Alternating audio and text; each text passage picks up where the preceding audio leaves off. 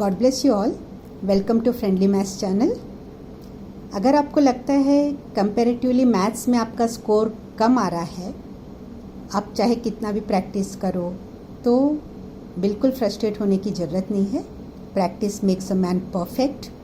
And यहाँ थोड़ा सा आपको क्रॉस चेक करना होगा कि कुछ कॉन्सेप्ट्स आपके क्लियर है या नहीं है, क्या यहाँ गलतियाँ हो रही है।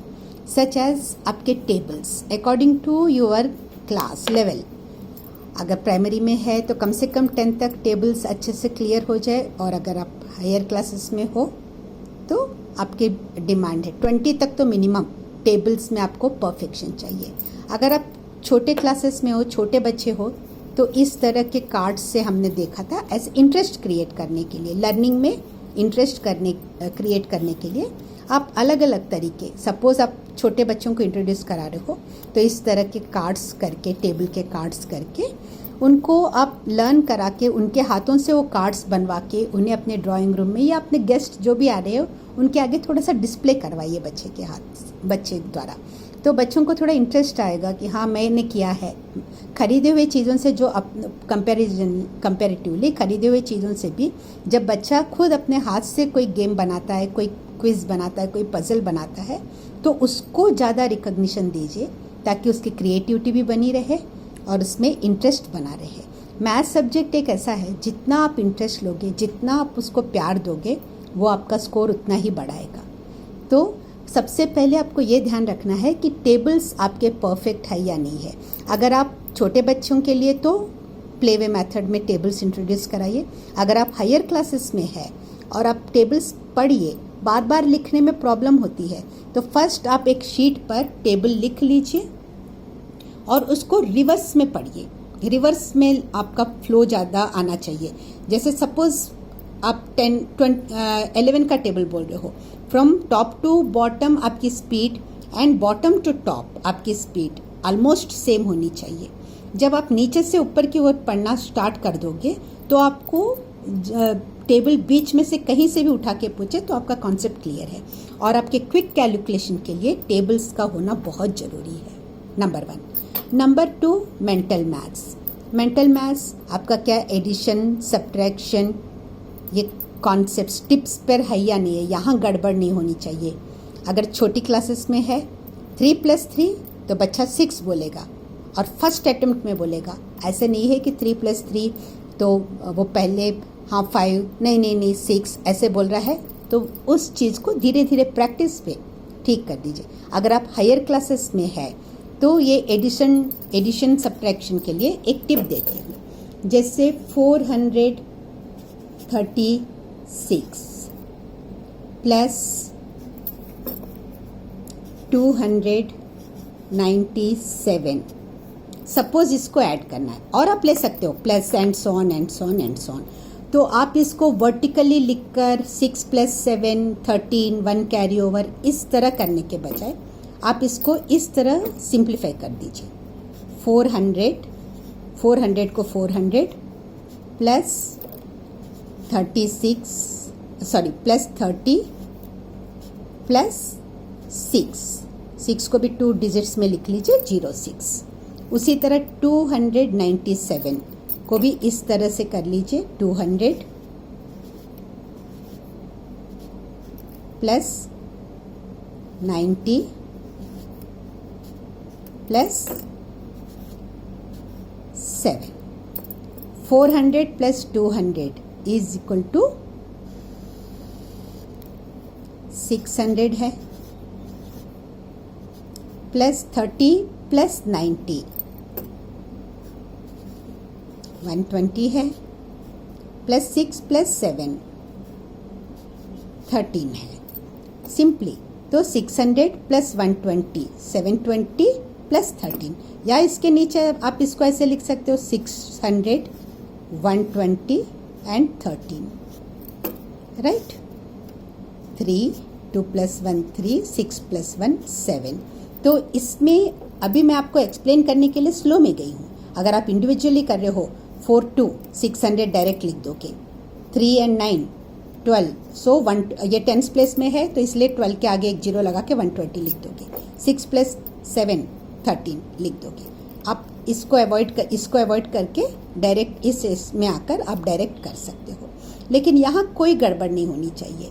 यहाँ एक इम्पॉर्टेंट ये है कि आपको प्लेस वैल्यूज़ अच्छे से मेंटेन रखने हैं while adding, similarly while subtraction में भी ये ज़्यादा। तो आप बच्चे, अगर आपके छोटे बच्चे हैं तो parents, guardian, teachers, they make it very interesting. Addition subtraction इस एक गेम की तरह, ओरल, उनको जितना ज़्यादा हम मेंटल मैथ्स दे सकते हैं बच्चों को। और अगर आपका बच्चा 3rd में पढ़ रहा है और वो, अगर आप उसको सिंगल डिजिट वाला एडिशन पूछ रहे हो, सपोज 5 + 6, और वो फिंगर्स पे काउंट कर रहा है 3rd में आकर के, तो ठीक है, करने दीजिए उसे। बट आगे जाकर वो इसी प्रोसेस को कंटिन्यू कर रहा है तो वो थोड़ा स्लो है, उसको टिप्स आ जाना चाहिए। 5 + 6, 5 प्लस, अगर छोटे बच्चे के साथ आप हैंडल कर रहे हो तो जब आपने उसको बोला 5 + 6, तो जब आपने 5 + 6 बोला तो 6 को हम जैसे राउंड फिगर्स लेते हैं, बच्चे को ये बता दीजिए 5, राउंड फिगर्स हम 10, 20 तो लेते हैं इस तरह से। तो आप देख लीजिए 6 है तो ये 5 + 1 है। 6 को इस तरह वो माइंड में कर सकता है, 5 + 5 + 1, और 5 + 5 10, 10 + 10 20, 20 + 20 40। इस तरह के उसको मेंटल मैथ्स बहुत करा दीजिए अगर आपका बच्चा बहुत छोटा है तो। 10 + 10 20, 20 + 20, 2 + 2 4, सो अगर ये 20 है तो एक 0 लगा देगा। इस तरह उसको 1 + 1 2, सो इसीलिए 0। ये सब माइंड में हो जाएगा, उसको पेपर पेन की ज़रूरत ना पड़े और फिंगर्स की ज़रूरत ना पड़े। 5 + 6 में 6 है तो 5 से एक ज़्यादा है, एंड 5 + 5 10, ये उसके टिप में है, तो 10 + 1 दैट इज इक्वल टू 11। इस तरह आप उसको क्विक कैलकुलेशंस में हेल्प करा सकते हो। ये क्या होगा, जैसे थोड़ा बड़ा होगा बच्चा, थर्ड में 4th में जाएगा बच्चा, तो अगर आपने उसको बोला 12 + 16, तो वो पहले देख लेगा 12 मीन्स 10 + 2 है प्लस 10 + 6 है, तो वो माइंड में कर लेगा। यहाँ से एक 10 है, यहाँ से एक 10 है, तो वो 20 हो गया, एंड 2 + 6 है तो 8, so that is equal to 28। So इस तरह के कैलकुलेशन से क्या होगा, उसके फ्यूचर में आगे जाकर जो भी वो, अगर छोटे बच्चे भी, आजकल ओलंपियाड्स तो हर जगह चल ही रहे हैं, ओलंपियाड्स में और आगे उसके कॉम्पिटिटिव एग्जाम्स में बहुत हेल्प हो जाती है। बाकी subjects like science, social science, languages, अगर बच्चे ने प्राइमरी क्लासेस में ज़्यादा ध्यान नहीं दिया तो भी मिडिल क्लासेस में आकर 5th, 6th, 7th ऑनवर्ड्स भी बच्चा कोप अप कर सकता है। But maths is the subject जहाँ की अगर प्राइमरी में उसका बेस ठीक नहीं है तो ऊपर जाकर बच्चे को बहुत ज़्यादा प्रॉब्लम आएगी। तो इसीलिए being parents, being guardian, being teachers, ये हम सब की रेस्पॉन्सिबिलिटी है कि अपने बच्चों को मैथमेटिक्स में जितना अच्छा न्यू हो सकता है, जितना स्ट्रॉन्ग बेस हम बना सकते उतना स्ट्रॉन्ग बेस देने की हम कोशिश करें। तो ये देखिए, अगर आप किसी भी क्लासेस में हो, प्राइमरी में हो, मिडिल में हो या हायर क्लासेस में हो, अगर आपका स्कोर मैथमेटिक्स में कम जा रहा है तो सबसे पहली चीज़ ये है कि आप कॉम्प्लेक्स डेवलप मत कीजिए, डरिए मत। मैथ्स जितना डरेंगे उतना स्कोर कम आता है मैथ्स में। जितना मैथ्स से प्यार करोगे उतना ही मैथ्स आपको भी उतना ही अच्छे से स्कोर देगा। तो सबसे पहले आप अपने टेबल्स को स्ट्रॉन्ग बना लीजिए।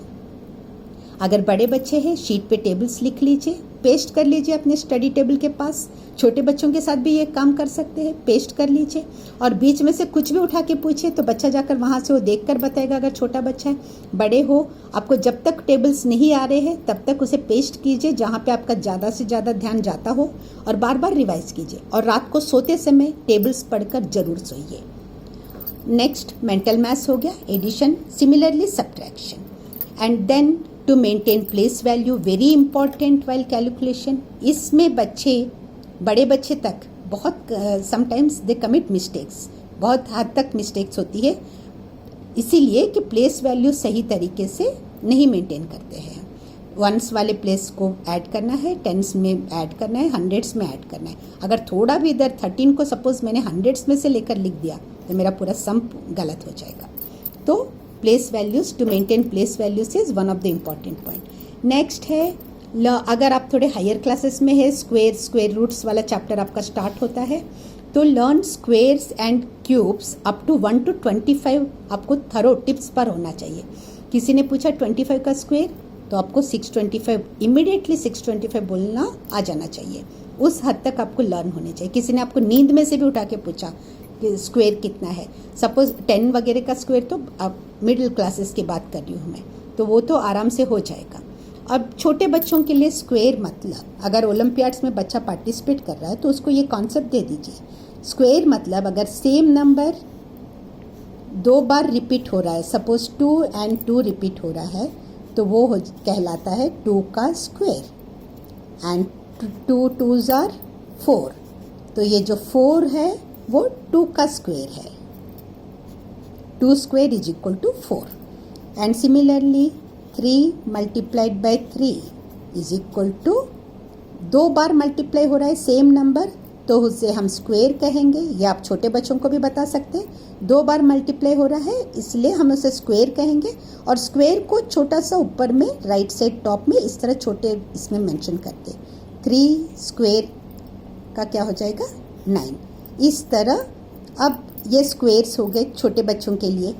इसी तरह क्यूब्स, अगर सेम नंबर 3 बार रिपीट होता है उसे हम क्यूब कहेंगे। तो बड़े बच्चे जो है, जो हायर क्लासेस में है, उनको स्क्वेयर्स एंड क्यूब्स थरोली रट जाने चाहिए अप टू 25। एंड सिमिलरली अगर आपको स्क्वेयर पता चल रहा है तो स्क्वेयर रूट अपने आप आ जाएगा। स्क्वेयर रूट ऑफ 4, अगर स्क्वेयर रूट ऑफ 4 कहेंगे तो उसे आप 4 is 2 स्क्वेयर, तो फिर ये स्क्वेयर और ये हट जाएगा and that is equal to 2। Square root of 4 is equal to 2 and square of 2 is equal to 4। तो ये कॉन्सेप्ट आपका थरो हो जाना चाहिए up to 1 to 25 higher classes में। नाउ कॉन्सेप्ट ऑफ फ्रैक्शंस, ये तो primary classes, high middle classes, higher classes सबके लिए कॉन्सेप्ट ऑफ फ्रैक्शंस बहुत ज़रूरी है। How to add fractions, how to subtract fractions, how to multiply fractions and how to divide fractions. Okay, इस division of fractions के बगैर तो आप ट्रिग्नोमेट्रिक सम्स एंड काफ़ी चैप्टर्स नहीं कर सकते, ट्रिग्नोमेट्री वगैरह इवन इन क्लास 10th में। तो कॉन्सेप्ट ऑफ फ्रैक्शंस बहुत ज़रूरी है। फ्रैक्शंस को डिटेल में भी हम लेंगे इस चैनल में, आगे आने वाले वीडियोस में मैं फ्रैक्शंस डिटेल में आपको समझा दूंगी। तो कॉन्सेप्ट ऑफ फ्रैक्शंस बहुत ज़रूरी है। How to add, how to subtract, how to multiply, how to divide. उसके बाद हायर क्लासेस में आपको आइडेंटिटीज़ बहुत इम्पॉर्टेंट है, बाय हार्ट हो जाने चाहिए आइडेंटिटीज़। अगर आप गलत आइडेंटिटी लगा रहे हो सम में तो आप पूरा सम करोगे 5-7 मिनट लगा के, पूरा सम गलत हो जाएगा। सो राइट आइडेंटिटीज़ को आइडेंटिफाई करना, राइट आइडेंटिटी को आइडेंटिफाई करना एंड अप्लाई करना, उसके जगह आपको वैल्यूज़ लगा के। सच एज अलजेब्रिक आइडेंटिटीज़ है a+b whole square is equal to a square plus 2ab plus b square. ये मैं हायर क्लासेस के लिए बता रही हूँ, मिडिल एंड हायर क्लासेस के लिए। और वैसे ही अगर आप 10th में आ रहे हो या और ज़्यादा है तो ट्रिग्नोमेट्रिक आइडेंटिटीज़ भी आपके टिप्स में होने चाहिए। tan theta is equal to sine theta upon cos theta, sine square theta plus cos square theta is equal to 1, cot theta is equal to reverse of tan theta, 1 upon tan theta cot theta. So cos theta cot theta is equal to cos theta upon sine theta. ये identities जो है ये आपको एकदम tips पे होने चाहिए। और सबसे ज़रूरी, चाहे आपका बच्चा फर्स्ट में हो या आप 10th 12th किसी भी स्टैंडर्ड में, किसी भी कॉम्पिटिटिव एग्जाम्स में हो, ये बहुत मायने रखता है। सबसे पहले क्वेश्चन को सही ढंग से पढ़ो और समझो, अंडरस्टैंडिंग द क्वेश्चन प्रॉपरली। इसका आप नोट्स बनाकर भी रख सकते हो। अगर ये टिप्स आप फॉलो करोगे तो आई एम श्योर कि आपके स्कोर ज़रूर बढ़ेगा। और सबसे पहले घबराइए मत। और अगर आप छोटे बच्चों के पेरेंट्स हैं तो मेरा हम्बल रिक्वेस्ट है कि बच्चा अगर गलतियां करता है, रिपीटेडली भी गलतियां कर रहा है, तो डांटिए मत। क्योंकि जैसे ही आप डांटोगे तो बच्चे में एक नेगेटिविटी आ जाती है कि मेरे पेरेंट्स गुस्सा होते हैं, उस चीज़ को वो अवॉइड करना चाहता है। क्योंकि जैसे हम अपने बच्चे को हंसता खेलता देखना चाहते हैं, वैसे ही हमारे बच्चे भी हमें हंसते खुशी खुशी देखना चाहते हैं। बच्चों को भी लगता है कि मम्मी पापा हमेशा खुश रहे। अगर हम नाराज़ होकर, गुस्सा होकर बच्चे को डांटेंगे, फ्रस्ट्रेट होंगे, इरिटेट होंगे, तो बच्चा उस चीज़ को अवॉइड करने की कोशिश करेगा और इस अवॉइड करते करते वो एक टाइम आता है कि वो उसमें से विथड्रॉल हो जाता है, बहुत पनिशमेंट की तरह लेता है। जहाँ वो पनिशमेंट की तरह सब्जेक्ट पढ़ रहा है तब उसमें उतने अच्छे से नहीं कर पाता है। इसीलिए हमारी जिम्मेदारी है कि हम बच्चे के इंटरेस्ट को जगाए रखें, उसके इंटरेस्ट को जिंदा रखें। God bless you all. Thank you so much.